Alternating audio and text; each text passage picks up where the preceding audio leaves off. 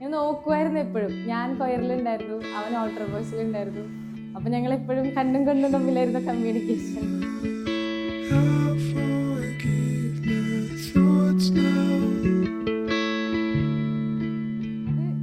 അവന് ഇഷ്ടമാണ്. എനിക്ക് അവനല്ലാതെ വേറൊരാളെ ആ ഒരു പ്ലേസിൽ എനിക്ക് അങ്ങനെ ഒരു ചിന്തിക്കാൻ കൂടെ എനിക്ക് പറ്റില്ല. അത് ഞങ്ങൾ ആ ഒരു ഇത്രയും നാളായിട്ട് ബിൽഡ് ചെയ്ത് കൊണ്ടുവന്നത്. അതിന് പെട്ടെന്ന് അവനെ കണ്ടപ്പോൾ എനിക്ക് ഇഷ്ടപ്പെട്ടു.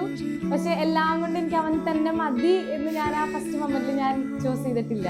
പക്ഷെ പിന്നെയാണ് ഞങ്ങൾ ആ ഒരു കണക്ഷൻ വന്ന് ഇപ്പൊ എനിക്ക് അവന് ഭയങ്കര ഇഷ്ടമാണ്.